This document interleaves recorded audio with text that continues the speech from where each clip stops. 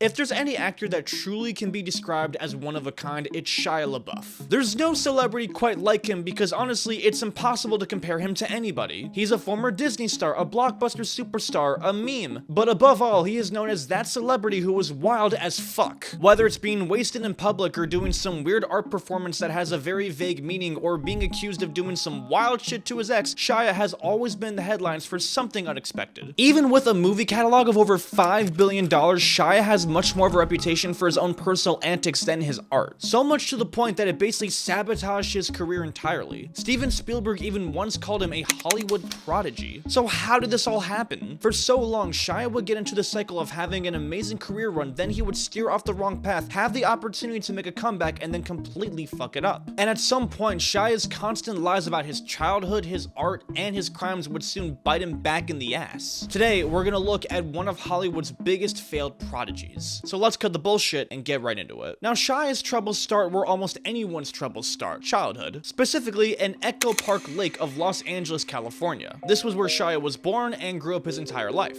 And this part was actually known to have quite a lot of diversity in different cultures. Shia's mom was a jewelry designer and was a previous dancer from New York. Shia's dad was a professional clown and actually sold hot dogs on the street. As a kid, Shia would actually help sell these hot dogs, and whatever they didn't sell, they would eat for dinner that night. They were so broken they barely made ends meet, and they were too proud to accept food stamps. At home, Shia constantly witnessed his dad's drug addiction. At one point, his dad actually went to rehab for heroin, leaving his mom to hold down the fort. Shia's dad also was a veteran who suffered tremendously from PTSD. It was so bad that at one point he actually held up a gun at Shia when he was getting a Vietnam flashback. Later in life, Shia would go on to claim how his dad constantly verbally and physically abused him. But one of the most traumatizing events from his childhood was when he witnessed his mom getting R-worded in the room right next to him. It scarred him so badly that he claims to keep a gun under his pillow to this day. But overall, he does remember his childhood as pretty pleasant. Even though he described his parents as hippies, he said that they loved him very, very much. But it wasn't to say his childhood wasn't difficult, because the financial struggles they had heavily burdened him. At one point, Shia's uncle was actually going to adopt him. Shia's first taste of the spotlight actually wasn't in acting, but it was in stand-up comedy as a 10-year-old. When Shia's parents finally divorced, he decided to cope with it by performing for the family. At first, he would mimic his dad, and it generally made the entire family entertained. And so to escape the constant drama of family, he would actually go and perform at the Improv. Shia's comedy actually really stood out to the crowd because of just how disgusting and out of pocket it was. He would curse, make dick jokes, and say a bunch of stuff that you would never expect a 10-year-old to say. He was described as having a 50-year-old mouth on a 10-year-old kid, and people loved it. And being able to entertain all of these adults really gave Shia the initial confidence that he needed for his career. But doing stand-up didn't really make any money at all. It was just simply something he was doing to avoid his parents arguing. At 9 years old, Shia was arrested for the very first time after trying to steal a pair of Nike Cortez sneakers, and then 2 years later was arrested again for trying to steal a Game Boy. Shia realized that he did not want to go down a path of crime, and he was gonna have to earn the money honestly. But how was he gonna do it? It was when he went on a surfing trip to Malibu that he saw a kid his age wearing a ton of fancy clothes. He asked, "What do you do?" And the kid said, "I'm an actor." Shia thought that this acting thing could be a great way to bring in some extra money to the family and get him all the cool things that he wanted. But that same kid told him that he would never get past the first stage of getting an agent, which is what you need in order to be an actor. But Shia wasn't deterred and opened up the yellow pages to find the very first agent in the book. When the agent picked up the phone, Shia pretended to be his own manager and really hyped up his own acting skills and trying to convince him that they should really sign him. Now, the agent could obviously tell that it was a kid, but they were just so impressed by the confidence that they really felt the need to sign him. That same agent would help Shia become a superstar. For the first couple years, Shia made some decent money on the side with some commercials and some guest appearances on TV shows. He slowly built his way up with appearances like The X-Files, ER, and Freaks and Geeks. But Shia would get the opportunity of a lifetime when he was picked as the lead role for the Disney show Even Stevens. Shia never once took an acting class, yet with his natural charisma and talent, he was able to land in a Disney show. Now, Shia played the character of Lewis, the lewd, raising, and outrageous character who would create all of these wild inventions to shortcut his way through life and also committing all of these wild pranks. Shia absolutely stole the show and made this series an absolute hit. So much so that it landed him an Emmy Award as a kid. But Shia didn't exactly escape the trenches with this role here. Now, it's not for certain how much he made, but it is estimated that he made around $10,000 per episode on the show, which was good money, but it wasn't exactly luxurious at the time, when you subtract taxes and all of your team's cut and everything else. When Shia was filming the show, he had his dad on set with him because he was required to have a guardian with him. And And to be close to the set, Shia and his dad stayed at a $45 per night motel that was nearby. Shia's dad was still suffering heavily from addiction, so much so that Shia would actually attend AA meetings with him. And it was during this time that Shia claimed that his dad really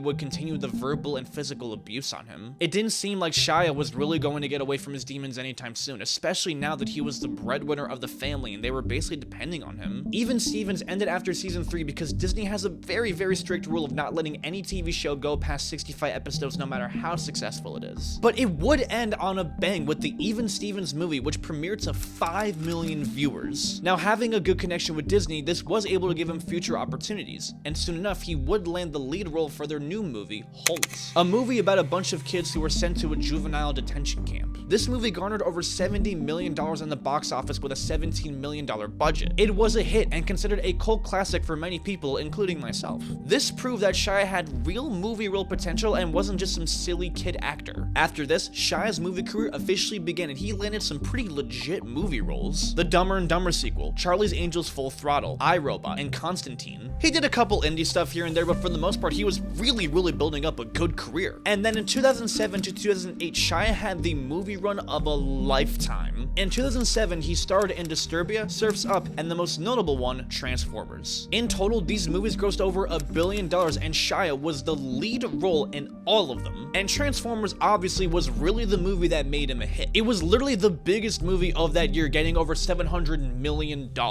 And yeah, a lot of us do remember this a lot more from Megan Fox, but don't get me wrong, Shia still crushed it with his awkward and hilarious acting performance. At this point, Shia was now known as the it guy of Hollywood. Guys wanted to be him because he was cool, and girls wanted him because he was shy and cute. Production companies were not asking, they were demanding Shia to be in their movie, and he would continue his hot streak with being in Indiana Jones: The Crystal Skull. But this movie was also where things started to shift for Shia's career. Now, Steven Spielberg saw Shia as the new Hollywood prodigy and wanted him to play the role of Indiana Jones' son. Now, this movie was a box office smash, earning more than $800 million upon release. But there was just one problem. The movie kinda fucking sucked. I mean, Indiana Jones was a legendary movie series and was deemed as absolute cinema, but this movie just simply did not really live up to expectations. One of the things that people really had a problem with was Shia LaBeouf's acting because they didn't really think he fit the role very well, saying that they had dropped the ball on the legacy that people loved and cherished and felt that the movie could have been updated. We just misinterpreted what we were trying to say. Harrison Ford actually responded to Shia by calling him a fucking idiot. As an actor, I think it's my obligation to support the film without making a complete ass of myself. Shia is ambitious, attentive, and talented, and he's learning how to deal with a situation which is very unique and difficult. This also completely ruined Shia's relationship with Steven Spielberg and basically diminished any hope of him getting a spin-off. Shia even revealed himself that Steven told me there's a time to be a human being and have an opinion, and there's a time to sell cars. And what made it so much worse was the numerous scandals that he got in during this time. In 2007, Shia allegedly threatened a neighbor with a knife after a road rage incident and spent 2 nights in jail. When this happens, he claimed, "While I was there, I at least understood that being in jail is not the move. It sucks ass." But just 1 year later, Shia would get arrested for one of the weirdest things that I've ever seen. For his 21st birthday, he went to go get a pack of cigarettes at a Walgreens, but then noticed a pimple on his head. When he went to go get ointment for it, a security guard noticed him and started laughing at him. Shia bought the cream, but then forgot the cigarettes. Shia wanted to go back to get the cigarettes, but didn't want the security guard to recognize him, so he changed his outfit. But the security guard did recognize him and made a joke about his change of outfit, and Shia would make a smart comeback. However, Shia bought a pack of gummy bears and again forgot the cigarettes. The third time he went to go back to get the cigarettes, he somehow got in a really heated argument with the security guard that led to him getting arrested. I have no fucking idea how that happened. But the worst one easily that year was when Shia actually got into a car crash while he was drunk at the wheel, crashing into a car that caused his to roll over. Luckily, no one was hurt, but Shia was charged with a DUI. And this would be the start of Shia's problem with alcohol. This did not end Shia's career by any means, but his long run of blockbuster hit movies slowly started to fade away after this. He would star in 2 more Transformers movies, earning him $800 million and $1 billion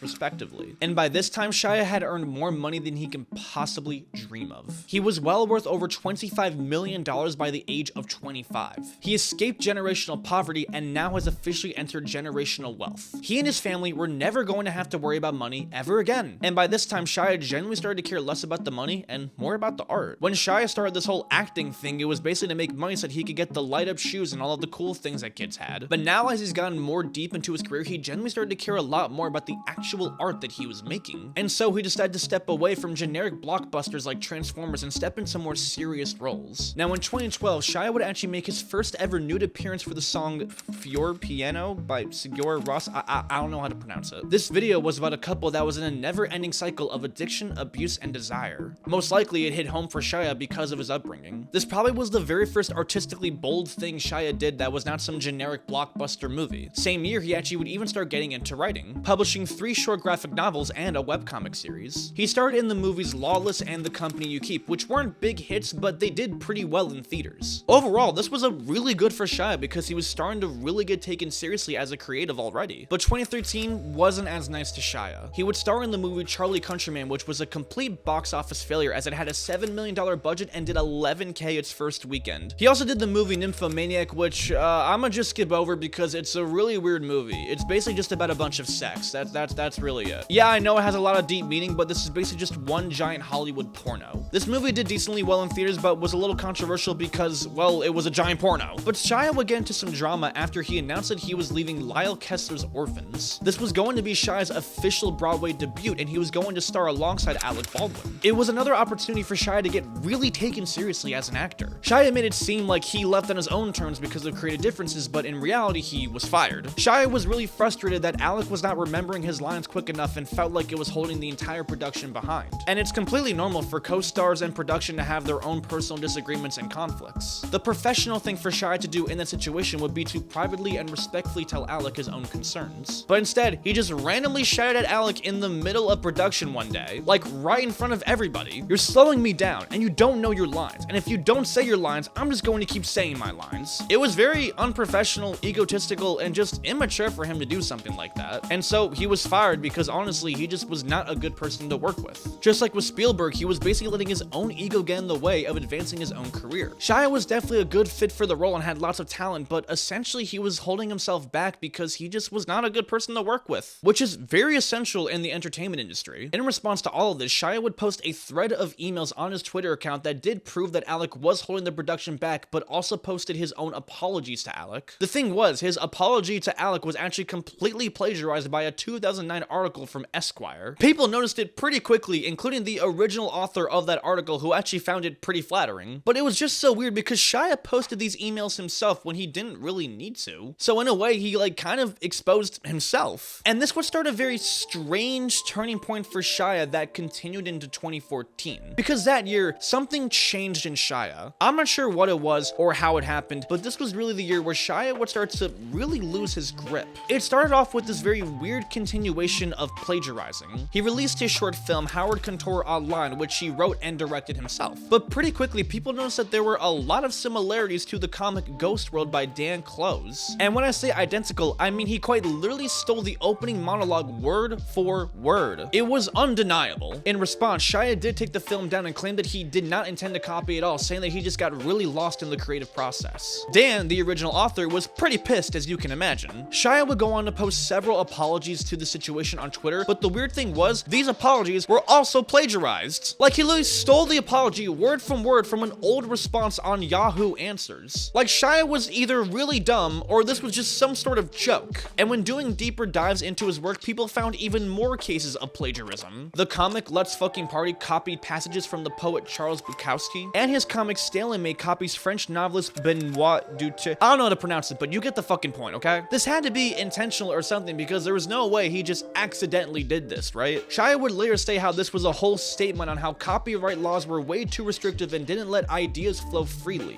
And I mean, I guess so, but it's just a really weird way to state this by straight up copying other people's work and then presenting it as your own and then waiting for other people to call you out on it. Soon after all of this, Shia would actually tweet a description of his next project, Daniel Boring. Not only was this taken from a comic of the same name by Dan Clowes, but also the description was taken word for word by the actual comic too. Eventually, Dan would actually send Shia a cease and desist because he was just sick of Shia's shit. 1 month later, Shia would make huge headlines at a very famous event at the 2014 Berlin Film Festival. This was when he walked down the red carpet wearing a paper brown bag over his head that read the words, "I am not famous anymore." The pictures of this went extremely viral and caused quite a lot of commotion. Shia was acting very odd that day because when he was at a press conference for the film Nymphomaniac, maniac, he simply only said this one quote. When the seagulls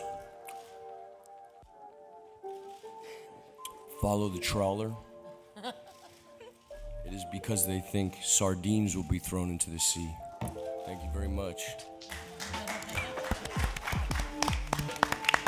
That same day, he also tweeted that he was stepping away entirely from the public eye. Why Shia was doing all of this was pretty unknown. If his goal was to not get attention, well, he was basically doing the opposite of that by putting on this whole entire fiasco. And this was partially explained when Shia formed a duo with 2 other artists, and together they would collaborate on various performance pieces together, and almost all of them were pretty fucking weird. 2 days after the red carpet incident, he rented out an entire gallery in Los Angeles titled I Am Sorry. For 6 days straight, Shia would just sit in a room and people could visit him as they please and basically say and do whatever they want to him. Hi, would you mind taking the bag off? Can you take the bag off your head? Can I take the bag off your head? Wow. Okay, it's you. Hi, Shia. However, during this performance, a woman straight up just SA'd him. And weirdly enough, her boyfriend stood outside of the exhibit while this happened, and nothing really happened to the woman either. She got away with this scot-free. A couple months after this, Shia would do a performance where he basically just jumped rope for an hour long on a Skype call. People at the gallery were encouraged to pick up a rope and jump with him. He claims that this was part of a quest to find his inner peace, I guess. Although I will say, it is pretty impressive that he could jump rope for an hour straight. That requires a lot of stamina. But it was later that year where Shia's weird behavior went past performances because his alcoholism was starting to catch up to him. Over the years, Shia was constantly drinking to help deal with the anxiety of fame. Addiction often runs in the family. Considering how much Shia witnessed as a young age, it wasn't really surprising that it would soon catch up to him. And this really came in display on June 24th of 2014 after Shia was arrested when he had a giant breakdown on Broadway. And this basically was put on full display on June 24th of 2014 when Shia was arrested after having a complete breakdown while watching the Broadway play Cabaret. During the show, Shia was smoking indoors and shouting loud curse words at the crowd. He even slapped the ass of Alan Cummings, who starred in the show. And this all happened while he was completely wasted. During intermission, police escorted him out of the show and arrested him. But Shia was being really resistant, shouting things like, "This is fucking bullshit." Shia later revealed this happened after he was basically coming off of this drinking tour. After this incident, Shia pleaded guilty for disorderly conduct and went to get help for alcohol addiction. He didn't go to rehab, but instead went to an addiction treatment center in LA. Shia was slowly starting to become something that was unrecognizable to the public. The sweet, young, innocent kid that was in all of our favorite movies was now starting to become a complete maniac. What really set the tone for this year was the music video for the song Shia LaBeouf by Rob Kantoff, which literally depicted Shia as a murderous cannibal. You definitely have heard the song at some point. It's obviously a joke and a meme, and the video alone got over 90 million views. And what really helped it was an actual appearance from Shia himself, who was applauding alone in the crowd. It was cool to see Shia take the joke really well, but even as a meme, it was so iffy. Like, yeah, it's not that serious, but simply just the tone of Shia in this video just seemed off. But even with the horrid year of 2014, there was a light at the end of the tunnel with his movie Fury, a group of American soldiers that go after a group of Nazi soldiers near the end of World War II. Shia was the second biggest character in this movie, right behind Brad Pitt. And for this movie, Shia had a really intense method acting process to really get prepared for the role. Like, over-the-top method acting. To really give the impression of a soldier at war, he literally cut scars into his own face that are still visible to this day. When that wasn't enough, he wanted to get one of his own teeth ripped out. Initially, no dentist agreed to do it because it made no medical sense. So then he went to a random guy behind a Radio Shack that didn't ask too many questions and had him rip the tooth out. And on top of that, Shia did not bathe the entire time, which kind of pissed off some of the production team because they could smell it. But Brad Pitt and John Bernthal, his co-stars, were blown away with the commitment. This movie was a giant success, raking over $200 million and being raved by the critics. People were going crazy for Shia's performance. One critic said, "Finally, a role he can disappear into without his image getting in the way." This was just the boost that Shia needed to finally get his life and his career back on track. But then, Shia would get in his own way. Because the very next year, he was arrested after being publicly intoxicated in Texas. He wasn't being violent, he was just being really loud and jaywalking right in front of the cops. He was let go pretty soon after, but it was pretty obvious that he had not beat his alcohol addiction, in any way. Shia would also continue the streak of his very weird and vague performance pieces. The trio did a piece called Follow My Heart where they transmitted Shia's heartbeat live for 6 days straight. They also did a piece called #AllMyMovies where Shia literally sat down in a theater and watched all of his movies in reverse chronological order. The stream was 3 days long and Shia rented out the theater so that people can walk in for free and watch the movies with him. Oddly enough, this actually got a lot of positive reviews from critics. Rolling still called it a work of genius, and they said that watching his facial expressions and reaction to the movie really helped people understand why he went so far for his method acting. But the most memorable piece easily was #introductions, which I'm sure you are aware of to some degree. For this piece, Shia did 30 minutes of monologue in front of a green screen, which was the birth of this famous meme. Do it!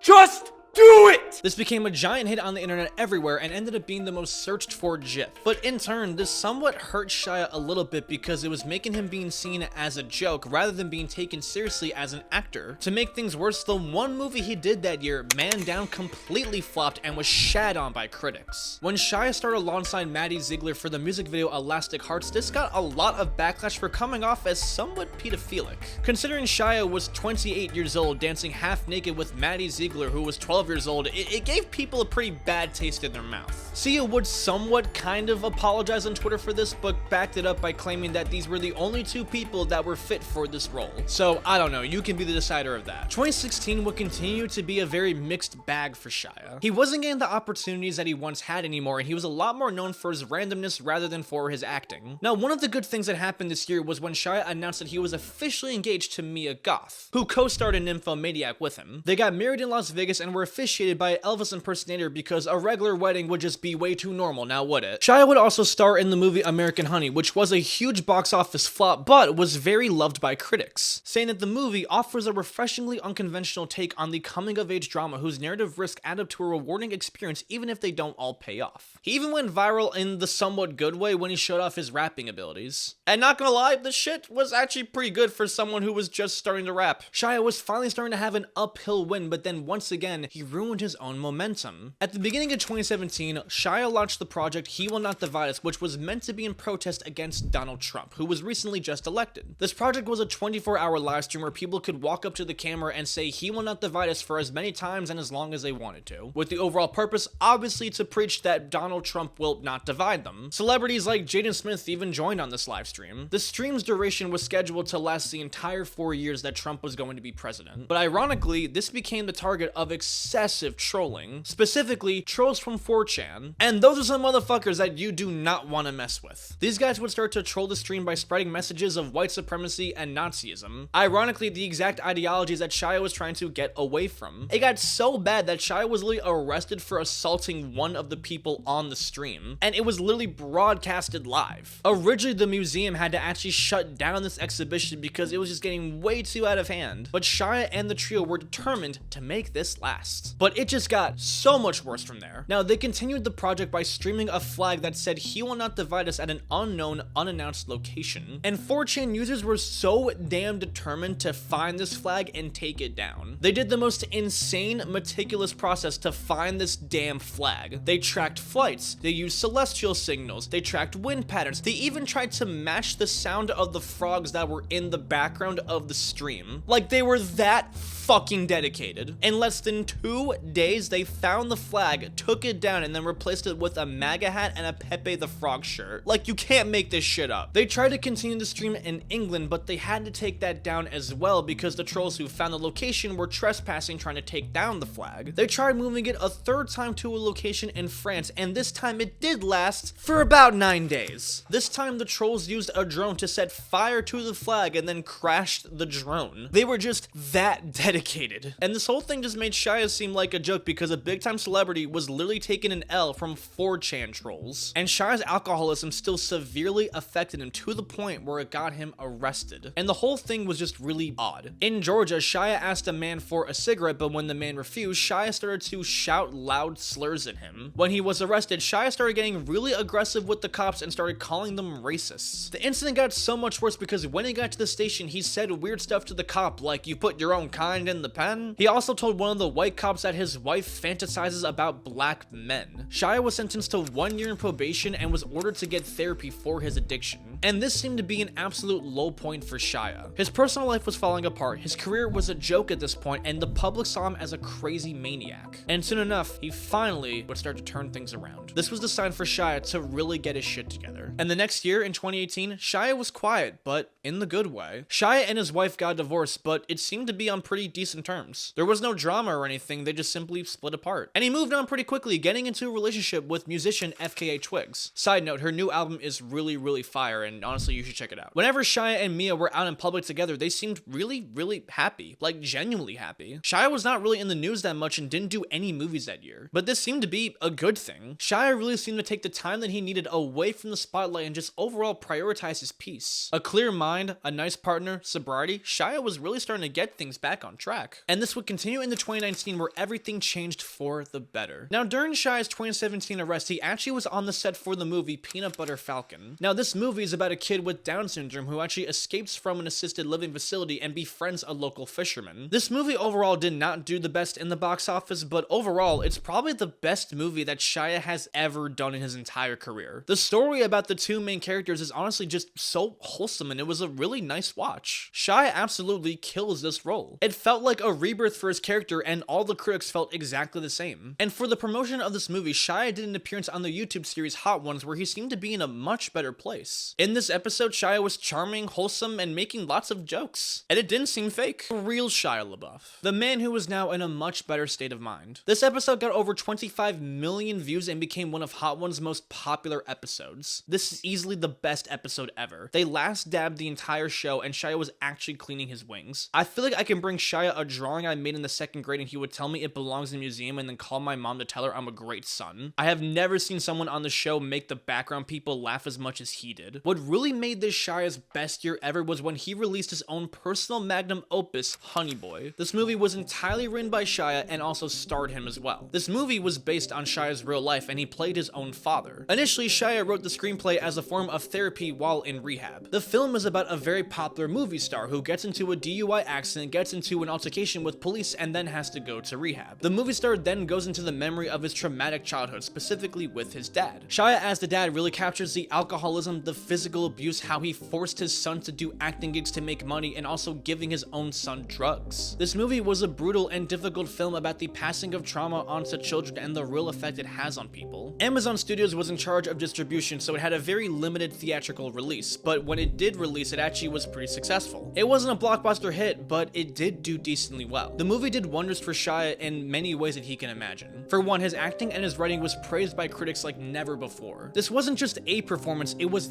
the performance. Honey Boy serves as an act of cinematic therapy for its screenwriter and subject, one whose unique perspective should strike a chord in audiences from all backgrounds. This was more than just a good performance. This was something that overall redeemed Shia. People were now no longer judging Shia, but now understanding where he came from as a child. The audience was able to firsthand witness all the difficult things that he faced and what it really did to him. When Shia won an award for this movie, he thanked the cop that actually arrested him in 2017. The drunk instance, all the drama, all the crazy hysteria that Shia has caused in the media, all of it stemmed from his abusive father. And this was now the start of Shia turning a new leaf. Finally, he was able to leave the demons behind him. But once again, Shia got in his own way. In 2020, we find out that there wasn't really that much that really did change from Shia. It started off on a bad note for Shia losing the lead role to the movie Don't Worry Darling. The director, Olivia Wilde, claimed that Shia was fired, but he claimed that he left in his own terms, even posting several text messages to prove it. That year, he would get arrested again after getting into a fight with a random man and taking his hat. That same year, Shia's now ex-girlfriend, FKA Twigs, would actually file a lawsuit against Shia claiming that there was tons of abuse on his end. Initially, the two started dating on the set of Honey Boy, the movie that healed him, and everything was great, until it wasn't. According to her, Shia was physically abusive to the point of insanity. It started with moments where he would pin her to the bed and then start headbutting her until she bleeded, or then choking her in her sleep. There was one moment where they were driving together and Shia threatened to crash the car unless she professed her love for him. It's pretty wild. On top of that, she claims that he knowingly gave her an STD. What that STD is, I don't know. Shia's other ex-girlfriend, Margaret Qualley, who he dated pretty soon after FKA Twigs, came forward and said that she completely believes her. The lawsuit also details the abuse of another ex-girlfriend, Carolyn Foe. Shia sorta kinda admitted to these allegations, but didn't really get into the specifics of it. But on top of all of this, Shia also admitted that his dad was not nearly as bad to him as he portrayed in the the movie, claiming that his dad never actually hit him and that it just simply was not accurate. And it was also that same year that Shia joined a gang, allegedly. Now, Shia starred in the movie Tax Collector, which is essentially a movie about a bunch of gang members who collect the payments for their ultimate gang leader. Shia was trying really hard to method act for this role, and allegedly, he joined the Heartbeat 13s, which is a Latino gang in Los Angeles. Now, it's not confirmed that he did this, but there were signs that he might have done this. For one, he did visit the Latino community back in Echo Park. He did get the official gang tattoo on his torso while also posing doing the symbol in a picture with other alleged gang members. So maybe he just got the tattoos for the method acting, or maybe he actually got involved in the gang. But what's kind of funny is that he possibly did all this just for that movie to flop in the box office as well. Overall, Shia went back to his old ways, and it was getting worse. The overall real improvement that he seemed to make was that he just simply wasn't really drinking that much. Shia literally had the biggest alley-oop for a comeback ever and completely fucked it up, just like every single time before that. Shia saw the trial as a real sign to finally change his ways. Finally, for real. He started getting treatment again. He became a Catholic and completely dedicated himself to the religion. He started to heal again. He patched things up with his ex Mia Goth, and together they announced that they were having a baby. Once again, Shia seemed to be a changed man, but was it for real this time? Shia would join John Bernthal's podcast where he basically admitted to almost everything that he was doing, and seemed to take some real accountability.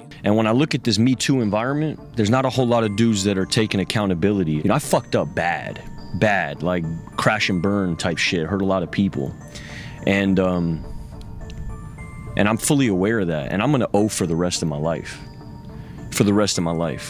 And I also don't have that feeling about the woman who's accused me all this shit like I did in the beginning. When it first landed, my dad never hit me. Never. He spanked me one time. And the story that gets painted in Honey Boy is like this dude was like abusing his kid all the time. You know, my dad tried to keep me from smoking cigarettes. That's when he spanked me. He found me smoking cigarettes in the shower, he pulled me out, he spanked me. That's when he spanked me. But that wasn't my narrative, because it didn't position me as like this wounded, fractured child that you could root for, which is what I was using him for.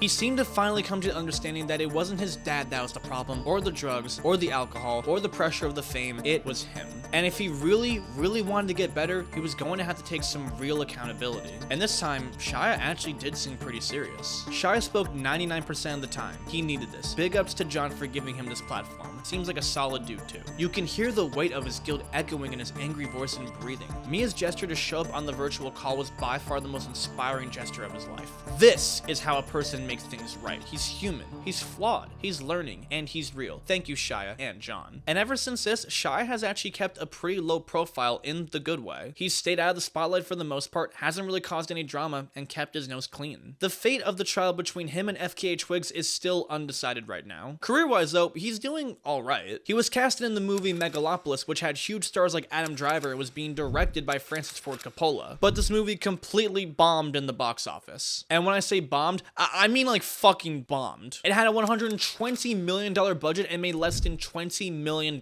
Like that's how bad I mean. You'd think a movie that was being directed by the same guy that made Godfather would do a lot better than that, but no. And this movie failed for lots of other reasons, but that's besides the point. Overall, Shia is not getting movie roles nearly to the same extent that he once got in the past. Career-wise, it's probably safe to say that his peak is done for. But it's not like his life is over. If anything, it's probably getting a lot better. For nearly 3 years, there hasn't been any controversy attached to Shia's name, which honestly is really good for him. Perhaps having a child gave him the purpose and the guidance that he was looking for. Maybe this was a real wake-up call, because now Shia wasn't just getting better for himself, he was getting better for his daughter. Shia is a very talented actor, there's no doubt about it at this point. When he gets the chance, he puts on a fucking show. But anytime a good thing comes, he always gets in his own way and completely ruins it. It took Shia nearly 35 years to finally come to his senses, but hopefully he'll be able to maintain his peace.